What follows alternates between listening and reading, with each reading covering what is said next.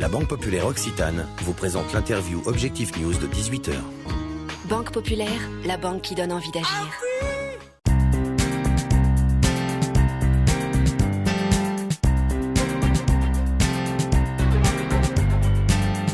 Bonsoir à tous et merci de nous rejoindre sur objectifnews.tv pour l'interview de 18h. Je reçois ce soir Gaëtan Sévrac. Bonsoir. Bonsoir. Vous êtes directeur associé de la start-up toulousaine Nayo Technologies. Vous êtes à l'origine du robot Oz dont on a déjà beaucoup parlé. On va y revenir. C'est un robot qui désherbe tout seul. Mais votre actualité en ce moment, c'est principalement une levée de fonds. Où est-ce que vous en êtes? Auprès de qui voulez-vous lever des fonds? Alors c'est une levée de fonds qu'on a lancée il y a 15 jours à peine. On a un besoin de financement de 500 000 euros sur l'année 2014, ce qui va servir à deux choses. Une première, c'est industrialiser le robot existant, Oz, pour améliorer les process de fabrication et améliorer son fonctionnement. Et la deuxième partie, c'est porter les technologies qu'on a développées pour ce robot, notamment des solutions de guidage autonome en milieu agricole. Et les développer vers d'autres marchés à plus fort potentiel, tels que la viticulture, l'arboriculture et d'autres. Alors auprès de qui vous vous êtes tourné pour cette levée de fonds?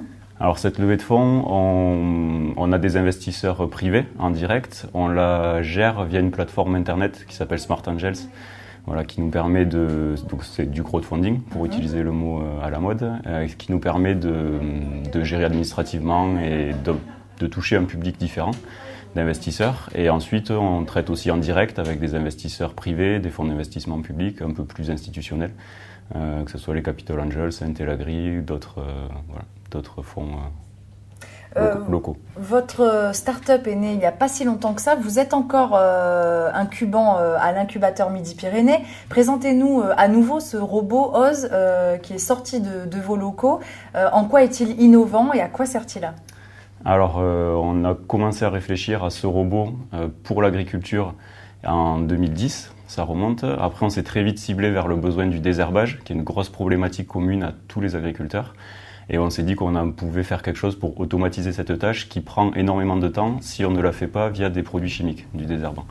Donc nous, on fait du désherbage mécanique grâce à ce robot qui circule tout seul dans les rangées de culture et qui traîne derrière lui des outils de désherbage mécanique, donc du binage pour employer le terme agricole.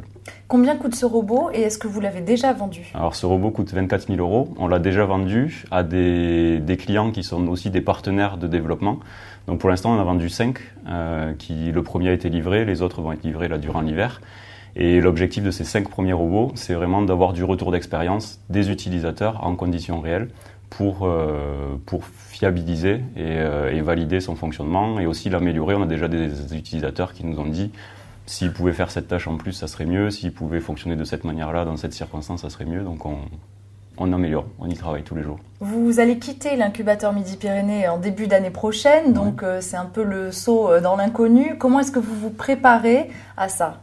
On se prépare, c'est le saut vers l'inconnu, mais l'inconnu plaisant. On est obligé de le quitter parce qu'on s'agrandit aussi.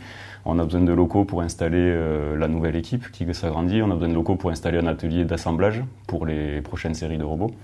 Donc pour l'instant, on est en prospection. On s'est rapproché de pépinières, de bailleurs privés. On prospecte. Est-ce que, comme beaucoup de startups, Nayo Technologies rencontre des difficultés particulières, notamment dans son financement ? Alors c'est toujours difficile, c'est toujours compliqué de financer un projet, surtout à l'amorçage comme ça, parce qu'il y a des risques technologiques, il y a des risques commerciaux. On a maintenant, à notre stade, on a la chance d'avoir validé à la fois la partie technique. On a un prototype qui tournait dans les champs chez les agriculteurs depuis 1 an. On a fait les premières ventes, on a validé la partie commerciale. Donc maintenant, les risques sont bien réduits sur ce produit-là.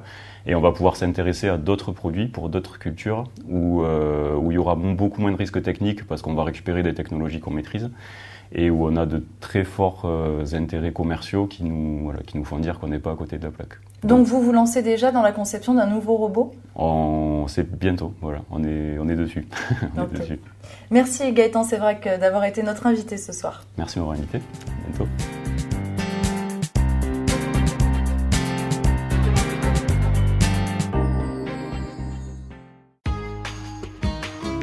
La Banque Populaire Occitane vous a présenté l'interview Objectif News de 18h. Banque Populaire, la banque qui donne envie d'agir.